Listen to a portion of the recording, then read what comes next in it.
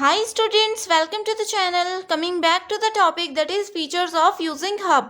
So in the previous video हम लोगों ने मेजर जो 4 फीचर्स होते हैं हब के वो डिस्कस किए थे, ओके जिसमें कि फर्स्ट था मल्टीपल पोर्ट्स. ठीक है, फर्स्ट हमने डिस्कस किया था कि हब जो होते हैं वो मल्टी पोर्ट सिस्टम होता है. सेकंड हम लोगों ने डिस्कस किया था कि ये फिजिकल लेयर पे काम करता है. ठीक है, फिजिकल लेयर पे काम करता है. थर्ड इसका मेजर फीचर था कि इसके जो ब्रॉडकास्ट डोमेन होता है वो एक होता है. It has one broadcast domain and one collision domain. Okay, and next हम लोगों ने फीचर इसमें डिस्कस किया था वो ये था कि इसकी शेयर्ड बैंडविड्थ होती है. ठीक है, तो ये चारों जो थे वो मेजर फीचर्स हैं. सो अब हम लोग नेक्स्ट फीचर्स डिस्कस करते हैं. सो नेक्स्ट फीचर है यहाँ पे कि hub does not support spanning tree protocols. They do not support spanning tree protocols. ठीक है, सो प्रोटोकॉल्स का मतलब मैंने आप लोगों को बताया है कि प्रोटोकॉल्स का मतलब होता है रूल्स. ठीक है, तो हम लोग कुछ भी काम करते हैं नेटवर्किंग में तो वहाँ पे कुछ रूल्स को फॉलो करना होता है. ठीक है, अब जैसे हम लोग सिंपल कुछ भी काम करते हैं तो कोई ना कोई रूल होते हैं ना, चाहे बेसिक रूल हो, चाहे वो घर की बात हो, स्कूल्स की बात हो, या हम लोग कोई नेटवर्क सेटअप कर रहे हैं, और नहीं तो हम लोग अगर अपने कंप्यूटर को ही कनेक्ट कर रहे हैं नेटवर्क के थ्रू तो उसके भी कुछ रूल्स हैं. तो वही सब चीज़ें आती हैं प्रोटोकॉल में. ठीक है, वही होते हैं प्रोटोकॉल्स. सो हब्स क्या करते हैं, वो स्पैनिंग ट्री को सपोर्ट बिल्कुल भी नहीं करते हैं. उसके जो कुछ रूल्स होते हैं वो हब के साथ मैच नहीं करते हैं. ठीक है, सो नेक्स्ट फीचर है it provide support for half duplex transmission mode. It provide support for half duplex transmission mode.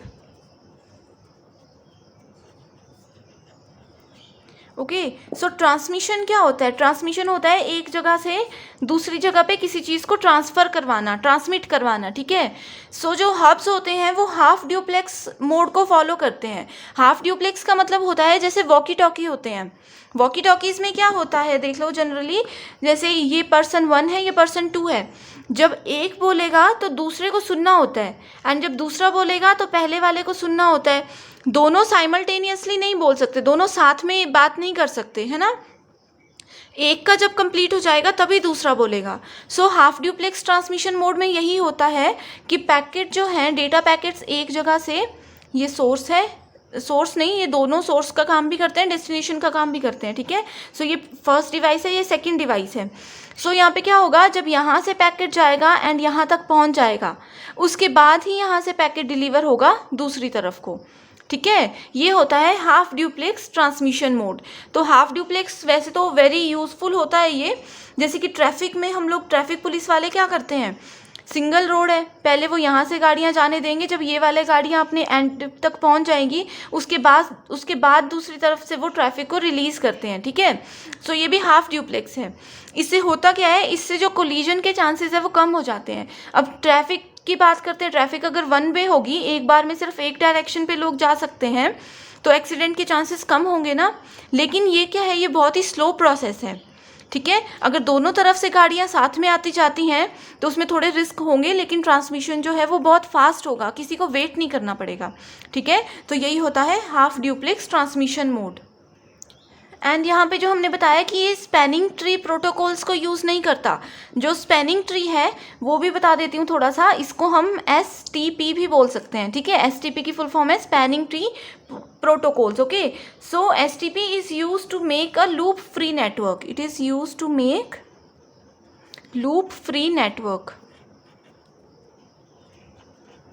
सो अब लूप का मतलब क्या होता है? लूप का मतलब होता है एक ही चीज़ जो इस तरह से रिपीट होती जा रही है. ठीक है, उस चीज़ को बोलते हैं लूप. अब लूप का ऐसा नहीं है कि वो चलता ही जा रहा है. ठीक है, वो कहीं ना कहीं रुकेगा भी.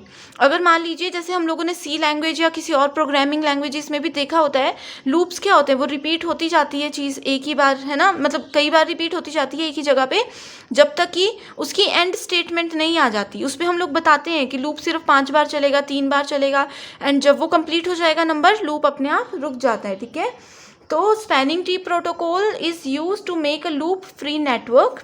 ठीक है, loop free network by monitoring the network to track all the links and shut down the least redundant ones. Okay, so इसमें क्या होता है कि ये लूप, मेन बात आप लोग सिर्फ इस लेवल पे यही याद रखो कि ये लूप नहीं होने देता। ठीक है, सिस्टम में जो एक ही पैकेट यहाँ पे घूमता जा रहा है, ये उसे नहीं होने देगा।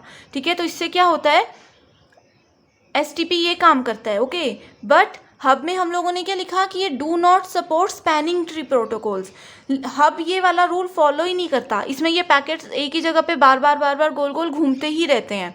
ठीक है, तो ये भी एक डिसएडवांटेज है हब्स की। ओके, सो नेक्स्ट फीचर है हमारे पास, hubs are basically used in organisations for connectivity. ठीक है, कनेक्टिविटी जैसे कि हम लोगों ने पहले भी डिस्कस किया था कि हब से क्या होता है, ये एक सेंट्रल डिवाइस है हब। ठीक है, यहाँ पे मल्टीपल डिवाइसेस कनेक्टेड हैं, और भी हम लोग डिवाइसेस कनेक्ट कर सकते हैं। ठीक है, सो इस तरह से क्या होता जाएगा, मल्टीपल डिवाइसेस कनेक्ट करते जाएंगे, एक और हब होगा, उन दोनों को कनेक्ट करेंगे, तीसरा हब होगा, फिर उन सभी को कनेक्ट करते जाएंगे। तो इससे क्या हो सकता है, इसका एरिया बढ़ता जाएगा।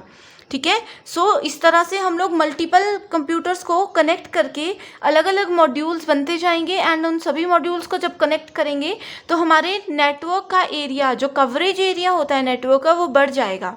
एंड जितना हमारे नेटवर्क का कवरेज एरिया बढ़ेगा उतना ज़्यादा क्या हो जाएगा, हमारे नेटवर्क में ट्रैफिक भी बढ़ सकती है ना। जितना ज़्यादा ट्रैफिक बढ़ेगी कोलिजन भी हो सकता है। तो आप लोगों ने बेसिकली यही याद रखना है कि इससे क्या हो सकता है, ऑर्गेनाइजेशन की कनेक्टिविटी तो बढ़ती है, लेकिन थोड़े से इश्यूज भी होते हैं, ट्रैफिक्स भी हो सकती है। जो ट्रैफिक का वैसे कोई इशू नहीं है यहाँ पे, लेकिन क्योंकि हब इतना स्मार्ट डिवाइस नहीं है कि ये हब को हैंडल, कि वो सारी ट्रैफिक को हैंडल कर सके। ठीक है, इसलिए ये एक डिसएडवांटेज भी है, ये एक फीचर भी है हब का। ओके, सो यहाँ पे इसके साथ हम लोग ये भी बोल सकते हैं कि they are used for creating small home